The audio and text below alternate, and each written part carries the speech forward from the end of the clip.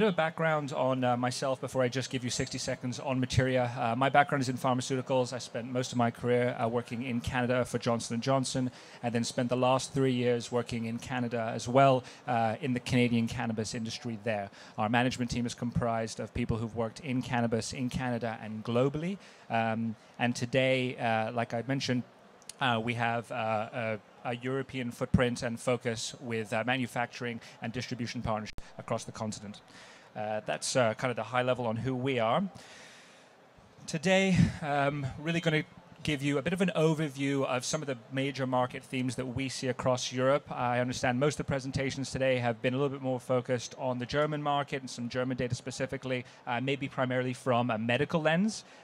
What I intend on doing is giving you a little bit more of a regulatory framing of some of the major themes we see evolving out of Europe last year and looking forward, as well as a little bit of the business and commercial ramifications of those regulatory updates.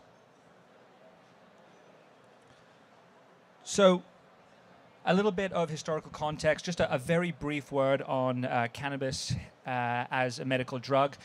Some people seem to consider that this is a brand new sphere of considering cannabis as a medicine. And in actual fact, I think if we take out the last century or so of prohibitionist policies on cannabis as a medicine, we're actually really just stepping back to recognizing cannabis as therapeutic values.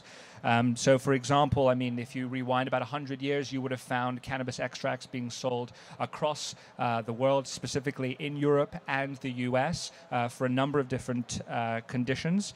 It was also listed in the US Pharmacopoeia for about 100 years, up until as recently as 1942. Conditions there were listed for, as the slide mentions, labor pain, nausea, and rheumatism.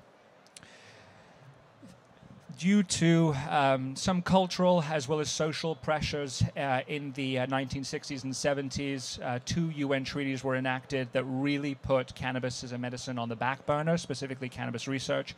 I'm referring to the 1961 Single Convention on Narcotic Drugs and the 71 Convention on Psychotropic Substances. What those really did was place cannabis in the sin bin along with a number of other compounds that had therapeutic value but were essentially relegated to being considered nothing more than a recreational drug to be abused by youth. Thankfully, we are now stepping back into a world where we are recognizing and enabling access for the medical applications and benefits that these compounds offer. I wanted to touch a little bit on as well that the movement that we're seeing in Europe now is really as a result of some movement that we've seen elsewhere in the world, starting with Israel in the early 90s and Canada, which enacted its first medical program in 2001.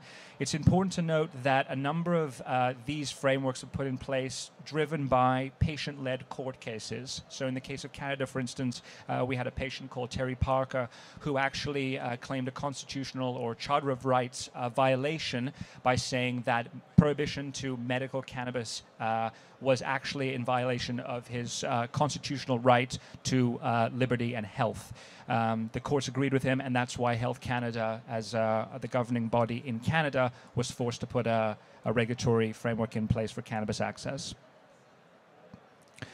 Just a quick note on terminology before we dive into some key markets. This is actually how the European Monitoring Center for Drugs and Drug Addiction categorizes different cannabis products. So there are those in the top half of the screen that fall into the pharmaceutical bucket, i.e. they've undergone clinical trials right up to the phase 3 level and have attained marketing authorization in several countries. And then you have the bottom half of this screen, which are cannabis preparations. And that's really where we think of the more traditional or the more common visual sense of cannabis, where you have your dried flower, your extracts, and so on. These have not received marketing authorizations in most countries, or in any country actually. And so that's a pretty important distinction to understand. Today, when we think of the commercial medical market, often it's siloed to the bottom half of the screen. Really, the entire universe of cannabis medicine should be thought of to encompass the entire slide here. For the purposes of the rest of this presentation, however, I will be focusing on the bottom half because I think that's of most interest to this room. So Europe's market today, things are moving very fast at a high level, as I'm sure everyone here knows. Some form of cannabis product is now regulated for medical access in over 20 European countries.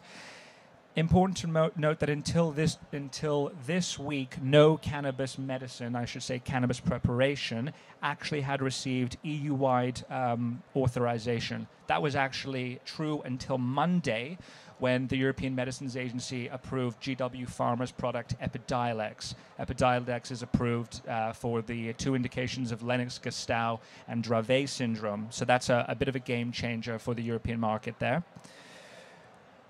Europe does represent a patchwork of models that can vary greatly from country to country, and I just want to underscore on how many different axes the different models can differ. So you have everything from product assortment, supply, qualifying conditions, and price controls. It isn't just a single point of differentiation country to country. We are talking about dramatically different models country to country.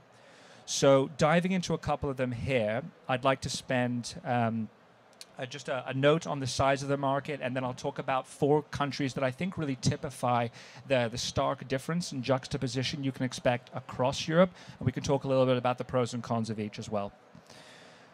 The first question we often get is, how big is the market today and how big could it grow? It is tough to estimate the overall size of the market, especially inclusive of the marketing authorized products.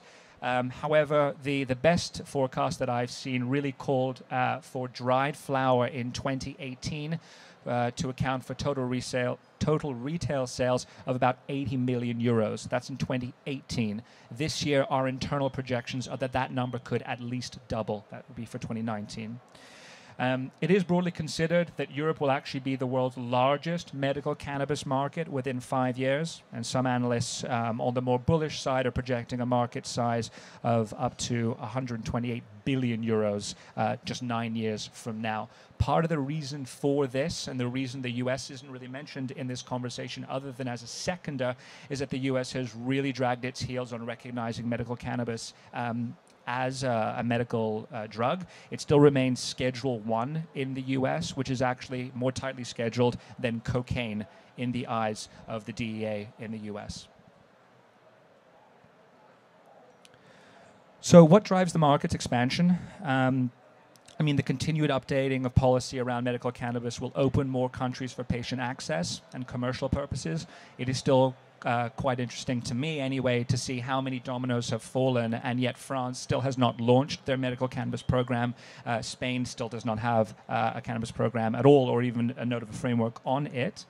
And in addition, you will also have individual countries that have enabled very narrow access, and some of that will begin to broaden. We'll talk in a few slides about the United Kingdom, for instance. That market has been live, let's call it, for about 11 months and still only sits at fewer than 200 patients. And then the last driver of the market's expansion across the continent is governments seeking to capitalize on the economic potential, so soliciting investment for job creation and economic growth. I'm talking about countries like Malta, France, Greece, and Portugal, who all see this as a way to stunt the declines or stagnation of traditional sectors like agriculture, for instance.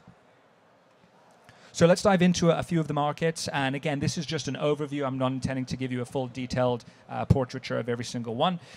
Germany, obviously, largest market in Europe at the moment, was also driven by a number of court cases. The law has been in place in Germany since the 10th of March 2017, and already the estimates are generally accepted that there are more than 50,000 German patients in this country today. The potential could be up to 1 million. Even the million is considered to be a more bullish assumption. I think that would be just in excess of about 1% of Germany's population.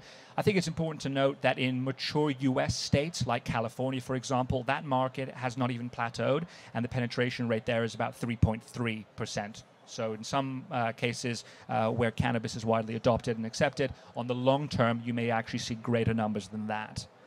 Obviously, you have a system of national reimbursement here. So about 2/3 of patients successfully have their cannabis medicine fully reimbursed, which is great. And then going back to the individual market projections, looking about 9 years out, the most bullish projection sits at about 7.7 billion euros. Today, the market is about 1/100th of that. So when we think about market growth, and if someone's considering whether or not to enter the market still today, I encourage you to jump into the market, because all the growth really is still in the future.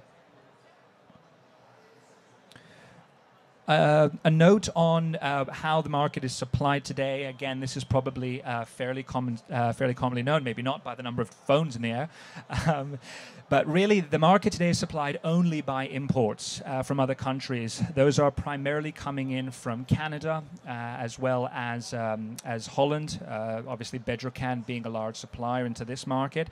It's important to know that for cannabis flower last year, just going back to the growth rate, the total imported last year was about 3,000 kilos. This year it's estimated, at least with our models, that could eclipse 8,000 kilos. And that could double again next year as well, given the demand that we're seeing. The market will not continue to be supplied exclusively by imports, however, it's important to mention. BfArM has issued three licenses as a result of its tender. So you will have domestic cultivation available in Germany probably by the first quarter of 2021. It's also important to note, however, that tender is for a total of 2,600 kilos per year. And as a reminder, we're due to hit about 8,000, let's call it, this year alone.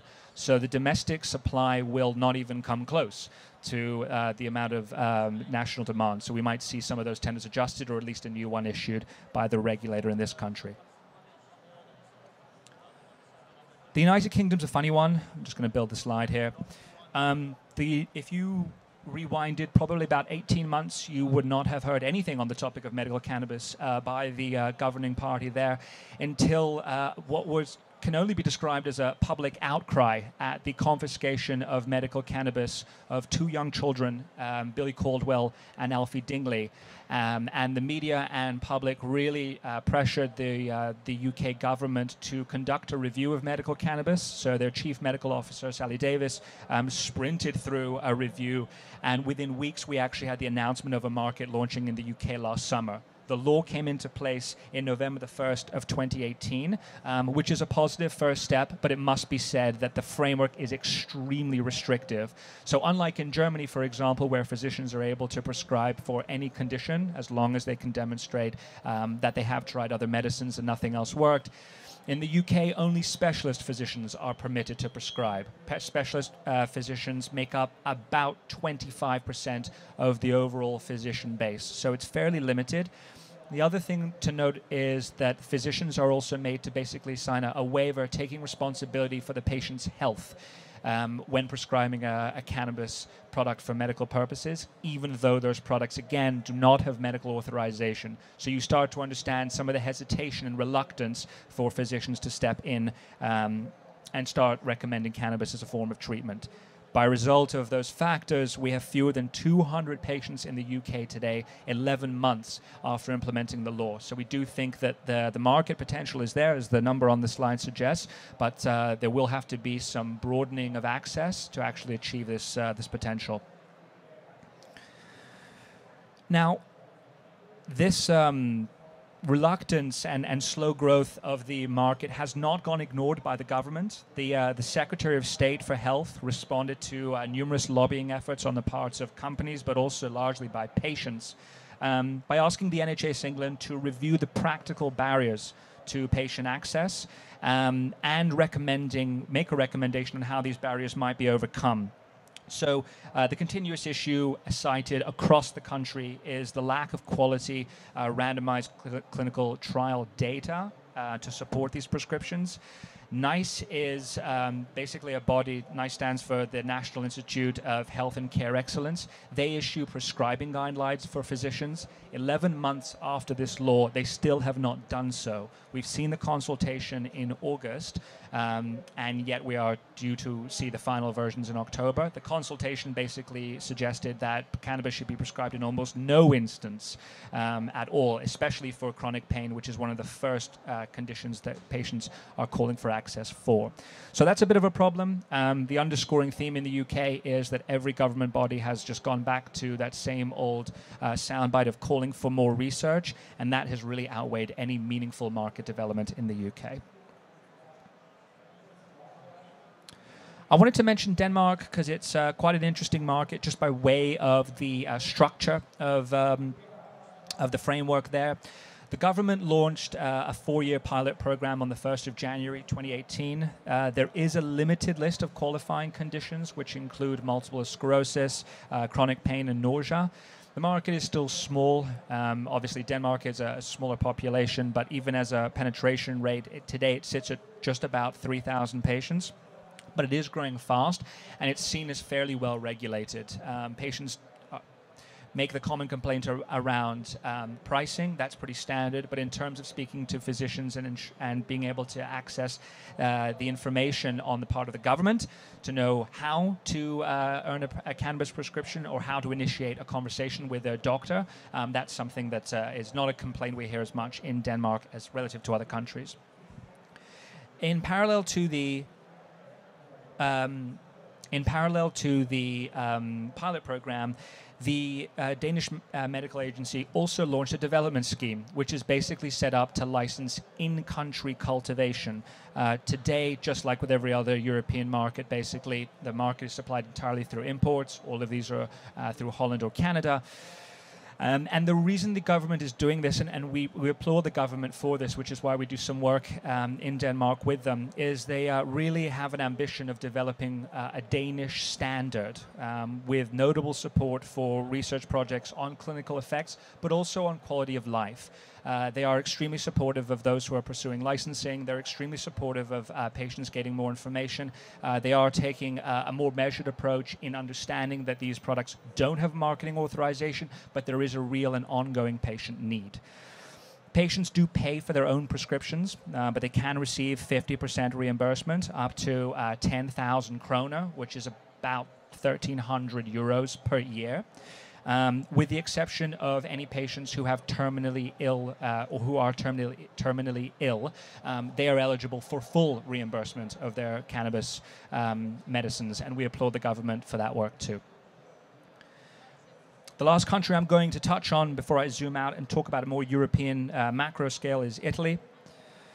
Access to cannabis preparations was broadly implemented in 2014. Interestingly, with Italy, they have had a relatively long-term supply of domestic cultivation. It's done entirely by the Italian armed forces. That's actually complemented with supply by the Netherlands and Canada, in part because, as you might imagine, the army isn't the best at growing cannabis. That's not essentially what their mandate is on paper, at least. Volume is expected to grow a little bit this year. In terms of the split of import, I should mention that the market this year is estimated to be supplied 60% by Bedrocan in the Netherlands, 25% by the Italian military domestically, and the remaining 15% by Canadian suppliers. So that's 60% by the Netherlands, 25% by the Italian military, and 15% in Canada. There's no list of qualifying conditions. However, patients do have to sign a consent form acknowledging the products aren't registered medicines. You might think this might be a bit of a barrier and patients may be a bit more hesitant as a result of this, but actually those who are in this market, we consider them early adopters and they're well educated on the health benefits and risks of cannabis preparations already. Most prescriptions are sold as oils, and they have to be prepared as such by the pharmacists and sold for a relatively higher price than dried flower. And cannabis treatments may be covered by national insurance depending on the patient's region of residency. This is an odd quirk in the system, and there has been conversation around trying to iron this one out. But in essence, whether you're eligible for reimbursement depends on the region in which you live. So this is something that we see as slightly problematic and obtrusive to patient access, and hopefully to be resolved soon. Zooming out on a more European macro scale, there is an interesting motion that was passed in the European Parliament in February, essentially a resolution that called for a standardized legal definition of medical cannabis across EU countries. This is in response to a recognition that medical cannabis is being adopted country by country on a very fast and ongoing basis, but there isn't a harmonized set of rules. There isn't a harmonized approach to medical professional education or patient access. So in addition to a standardized definition, The resolution also identified the need to address what they called regulatory, financial, and cultural barriers that have been hindering scientific research, and to provide medical professionals with adequate training. This seems to be something that is sometimes slapped into place as an afterthought. Once patient access or a framework is implemented, it's not always the case that there is a really comprehensive educational package for physicians and pharmacists, pharmacies to undertake. And then just to the last bullet, perhaps most interestingly, it called for equal access to and a sufficient availability of cannabis-based medicines. So there is a head nod to the fact that these products do have medical value.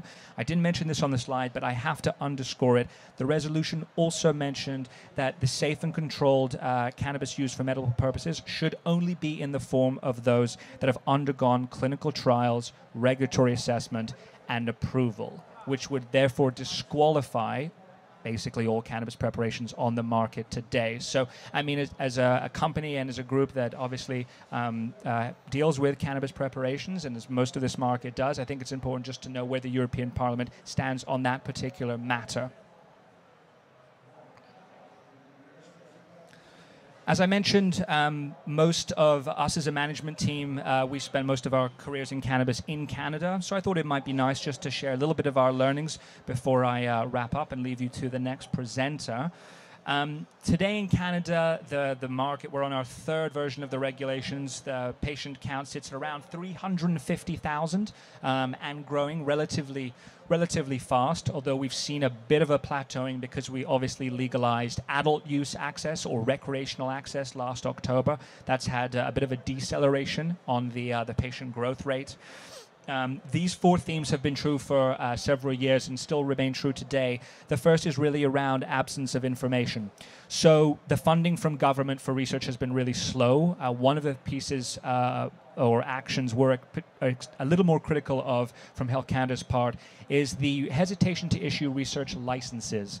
So we've been waiting on these for a long time, not just ourselves, but a number of other companies. And so patients are often left experimenting through trial and error, which is obviously a suboptimal healthcare experience. This is obviously a common issue in Europe too, given these products don't have marketing authorization, but certainly is a hindrance to the many patients in Canada.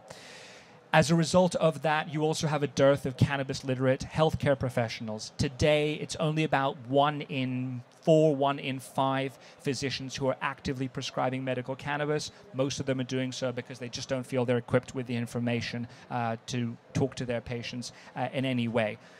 Affordability remains another massive issue. Cannabis in Canada is subject both to an excise tax, which is basically a sin tax often applied to tobacco and alcohol. This is medical cannabis. It's also subject to a sales tax, unlike any prescription product in Canada today. So as a patient, you're getting a medicine that is fairly expensive on the surface and then being slapped with the double whammy tax of an excise and a sales tax. As a former patient myself before I relocated to Canada, there's also the psychological twist of having an excise tax, which is basically supposed to discourage you from purchasing products to your medicine that allow you to function day to day. So we think this is something the government should be addressing with exigency. Today, the market really still suffers from a lack of selection and specifically product assortment. In Canada, you only have dried flower and a limited selection of oils. There has been the introduction of newer forms of oils like sprays and capsules, but they are fairly few and far between in terms of variety, and they are also pretty cost prohibitive for most patients too. So these four issues, we're continuing to work with the Canadian government and trying to represent the voices of patients, because these issues continue to be unaddressed for a number of years now. As a result of that, you actually have a trend where most patients in Canada today, and I should be clear about this, patients being individuals who claim that they are using cannabis for medical purposes, they continue to source their medicine outside of the legal pathway. So 2/3 of Canadians who medicate with cannabis do not have an official medical prescription. And half of this group actually go outside the legal pathway entirely, which means they're not even buying through legal recreational stores at all. So these are the kind of barriers where we kind of take a step back and think to ourselves, if the government has recognized that there is therapeutic value in cannabis, why aren't they enabling patient access? Why aren't they going the actual length of making sure that patients can actually treat their conditions with cannabis? That really gets me to the end of this 25 minutes or so. Thank you for your attention. We're in Hall 3, stand C34. If you want to come by, learn more about what we do or ask any other questions, happy to meet more of you throughout the rest of this 3 days. And otherwise, thanks for your attention.